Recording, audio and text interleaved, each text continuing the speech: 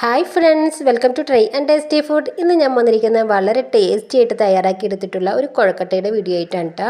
നമ്മുടെ ഈ കുഴക്കട്ട തയ്യാറാക്കി എടുക്കാനായിട്ട് ഞാനൊരു പാത്രത്തിലോട്ടായിട്ട് ഒരു 2 കപ്പ് അരിപ്പൊടി എടുത്തിട്ടുണ്ട്. നമ്മൾ അപ്പത്തിനൊക്കെ ഉപയോഗിക്കുന്ന അരിപ്പൊടിയില്ലേ, ആ അരിപ്പൊടിയാണ് എടുത്തിരിക്കുന്നത്.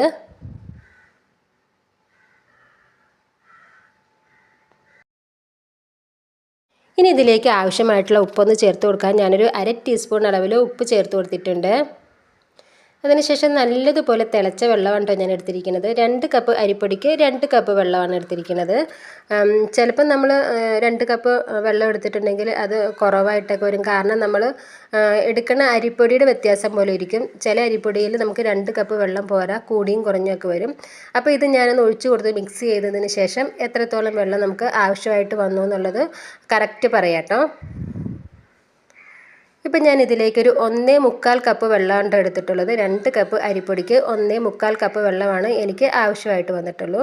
ഇത് നല്ലതുപോലെ ഒന്ന് കുഴച്ചെടുത്തതിന് ശേഷം ഇതേപോലെ നമുക്കൊന്ന് തട്ടിപ്പൊത്തി വെച്ചിട്ട് ഇതൊന്ന് അടച്ചു വെക്കണം കേട്ടോ. ഇത് തുറന്ന് വെക്കാതെ, തുറന്ന് വെച്ചിട്ടുണ്ടെങ്കിൽ ഇതിൻ്റെ മുകൾ ഭാഗമില്ലേ, അത് ഒരു ഉണങ്ങിപ്പോവും. അതായത് റഫായിട്ടൊരു ഉണങ്ങിപ്പോണ ഒരു ഇതാവും. അപ്പോൾ നമുക്ക് കുഴക്കട്ട തയ്യാറാക്കി എടുക്കുമ്പോൾ അത് ശരിയാവില്ല. അപ്പോൾ നമുക്കിതൊന്ന് അടച്ചു വയ്ക്കാം. ഇനി നമുക്ക് നമ്മുടെ കുഴക്കട്ടയിലേക്ക് ആവശ്യമായിട്ടുള്ള ഫില്ലിംഗ് ഒന്ന് തയ്യാറാക്കി എടുക്കാം. അതിന് വേണ്ടിയിട്ട് ഞാനൊരു 150 ഗ്രാം ശർക്കരയൊന്നും എടുത്തിട്ടുണ്ട്. ഇനി ഇതിലേക്കൊരു 1/2 കപ്പ് വെള്ളവും കൂടി ഒന്ന് ചേർത്ത് കൊടുത്തിട്ട് നല്ലതുപോലെ ഒന്ന് ഉരുക്കിയെടുക്കാം.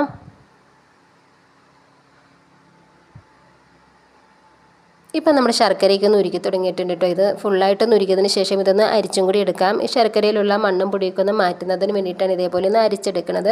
ഇനിയിപ്പോൾ മണ്ണും പൊടിയൊന്നും ഇല്ലാത്ത ശർക്കരയാണെന്നുണ്ടെങ്കിൽ അരിക്കേണ്ട ആവശ്യമൊന്നുമില്ല കേട്ടോ. ഇതേപോലെ ഒന്ന് മെൽറ്റാക്കി എടുത്തിട്ട് നമുക്ക് തേങ്ങ ചേർത്തിട്ട് ഫില്ലിങ് തയ്യാറാക്കി എടുക്കാവുന്നതാണ്.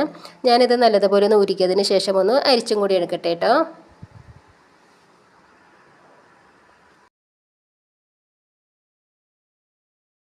ഇപ്പോൾ നമ്മുടെ ശർക്കരപ്പാനി ഇവിടെ റെഡി ആയിട്ടുണ്ട് കേട്ടോ. ഞാനൊരു അരിപ്പ് ഉപയോഗിച്ചിട്ടൊന്ന് അരിച്ചെടുത്തിരിക്കുന്നതാണ്.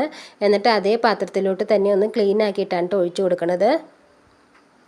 ഇനിയിപ്പോൾ ഞാൻ ഇതിലേക്ക് ഒരു 2 കപ്പ് അളവിൽ തേങ്ങ ചിരകിയതാണ് ചേർത്ത് കൊടുക്കുന്നത്.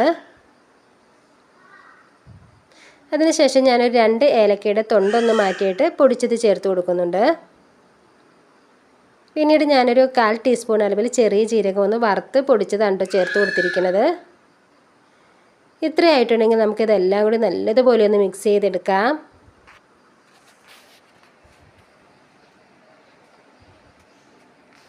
ഇപ്പം നമ്മുടെ ഫില്ലിംഗ് ഒക്കെ നല്ലതുപോലെ ഒന്ന് മിക്സായി കിട്ടിയിട്ടുണ്ട് കേട്ടോ.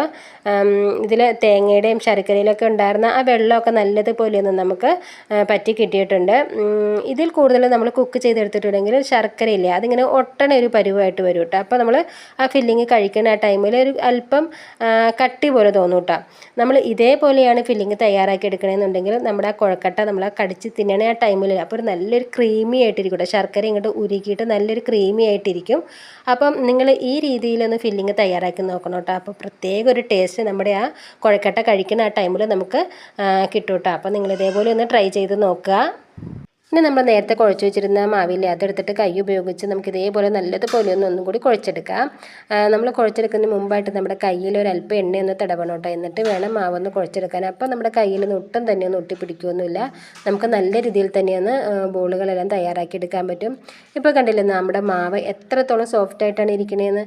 നമ്മളിത് അടച്ചു വെച്ചില്ല എന്നുണ്ടായിരുന്നെങ്കിൽ ഇതിൻ്റെ പുറം ഭാഗമൊക്കെ ഒന്ന് വിണ്ട് കീറിയിട്ടൊരു ബലമായിട്ടിരിക്കും കേട്ടോ. ഇനി നമുക്ക് ഇതെല്ലാം ഒന്ന് നമുക്ക് എത്രത്തോളം വലിപ്പമുള്ള ബോൾസുകളാണ് ആവശ്യമായിട്ടുള്ളത് അതേപോലെ ഓരോ ബോളുകളും നമുക്ക് തയ്യാറാക്കി എടുക്കാം. ഇതിൻ്റെ പുറം ഭാഗം നല്ലൊരു മിനുസം വരുന്ന രീതിയിൽ നമുക്ക് നല്ലതുപോലെ ഒന്ന് ഉരുട്ടിയെടുക്കാം കേട്ടോ. അങ്ങനെ നമ്മുടെ മുഴുവൻ ഉരുളകളും ഇവിടെ റെഡി ആയിട്ടുണ്ട് കേട്ടോ. ഇനിയിപ്പോൾ ഇതിൽ നിന്നും ഒരു ഉരുള എടുത്തിട്ട് നമ്മുടെ പെരുവിരൽ വെച്ചിട്ട് ഇതേപോലെ ഒരു ഹോളാക്കി കൊടുക്കുക. എന്നിട്ട് ആ വിരലുകൊണ്ട് തന്നെ എല്ലാ ഭാഗവും ഒരേ കനത്തിൽ വരുന്നത് പോലെ ഒന്ന് റൗണ്ട് ചെയ്തൊന്ന് ഷേപ്പാക്കി എടുക്കാം.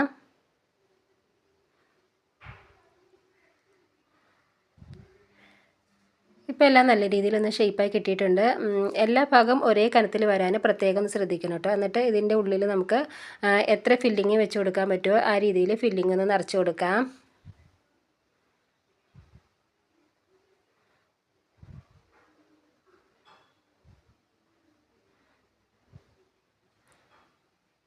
ഫില്ലിങ് വെച്ച് കൊടുത്തതിന് ശേഷം ഒന്ന് ഇതേപോലെ ഒന്ന് അമർത്തി സെറ്റാക്കി കൊടുത്തിട്ട് നമ്മുടെ കൈയുടെ ഉള്ളം കയ്യിൽ വെച്ചിട്ട് മറു കൈ കൊണ്ട് ഈ രീതിയിൽ തന്നെ ഒന്ന് 2 വിരലുകളൊന്ന് ചുറ്റിച്ചെടുത്താൽ മതി. അപ്പോൾ നല്ല ഷേപ്പിലായിട്ടുള്ള കുഴക്കട്ട നമുക്ക് തയ്യാറാക്കി എടുക്കാൻ പറ്റും കേട്ടോ.